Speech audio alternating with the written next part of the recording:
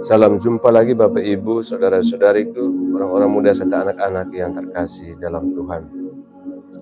Kita sampai di Hari Raya Kemerdekaan Republik Indonesia yang ke-80, Minggu 17 Agustus 2025. Kita merenungkan bacaan dari kitab Sirach bab 10 ayat 1-8, surat pertama Rasul Petrus bab 2 ayat 13-17, dan Injil Matius bab 22 ayat 15-21. Dalam nama Bapa dan Putra dan Roh Kudus. Amin.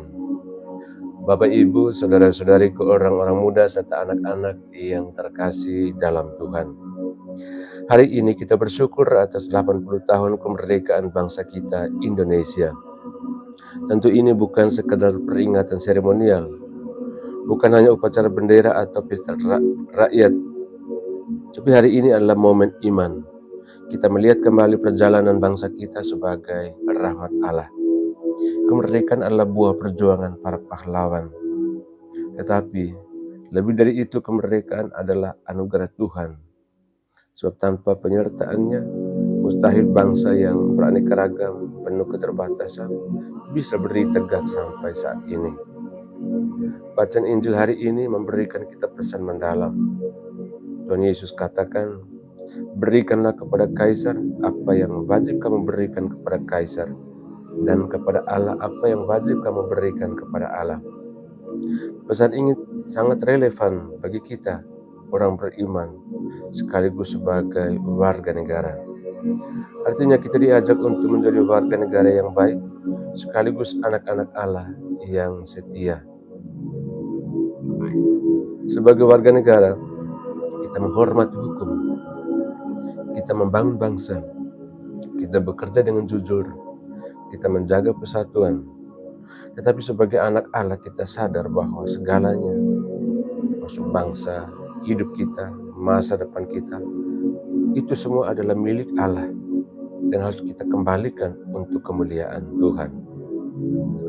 Bacaan pertama dari kitab Sirach menegaskan bahwa pemimpin yang bijaksana adalah rahmat bagi bangsanya. Tapi sebaliknya, ketika kesombongan dan keserakahan berkuasa, bangsa bisa hancur. Inilah pengingat bagi kita semua. Jangan biarkan korupsi, kebohongan, dan kepentingan diri merusak tanah air yang diperjuangkan dengan darah dan air mata para pahlawan.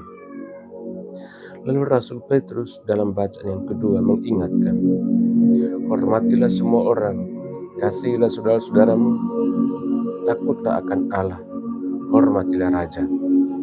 Dengan kata lain, kemerdekaan sejati itu bukan hanya bebas dari penjajah, tetapi juga bebas untuk mengasihi, menghormati, dan hidup dalam persaudaraan. Bapak Ibu, saudara-saudari, orang-orang muda serta anak-anak yang terkasih dalam Tuhan. Tema kita hari ini adalah bersatu dalam cinta kasih, menyatukan bangsa. Inilah inti dari kemerdekaan yang kita rayakan. Kita boleh berbeda agama, berbeda suku, dan berbeda bahasa, berbeda budaya, bahkan berbeda pilihan politik, tetapi kita dipersatukan dalam cinta kasih. Tanpa cinta kasih, kemerdekaan bisa berubah menjadi perpecahan.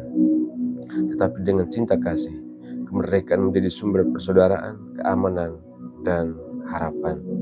Mari kita bertanya kepada hati kita masing-masing. Sudahkah saya menggunakan kemerdekaan ini untuk membangun atau justru untuk merusak? Sudahkah saya memakai kebebasan saya untuk mengasihi atau justru untuk menyakiti?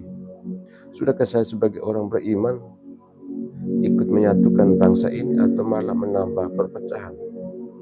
Santo Paulus pernah katakan, kamu dipanggil untuk merdeka, tetapi janganlah kamu mempergunakan kemerdekaan itu sebagai kesempatan untuk hidup dalam dosa, melainkan layanilah seorang akan yang lain oleh kasih.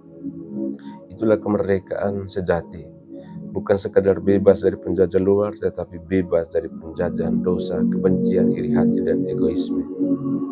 Saudara-saudari terkasih, hari ini mari kita bersyukur atas bangsa kita yang sudah berusia 80 tahun. Mari kita hargai perjuangan para pahlawan dengan menghidupi semangat mereka yang rela berkorban, berjuang bersama, dan mengutamakan persatuan.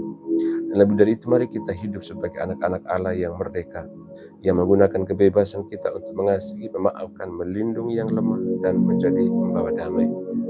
Semoga dengan cinta kasih yang kita hidup, bangsa kita sungguh semakin bersatu, semakin kuat, dan semakin diberkati Tuhan. Amin. Merdeka.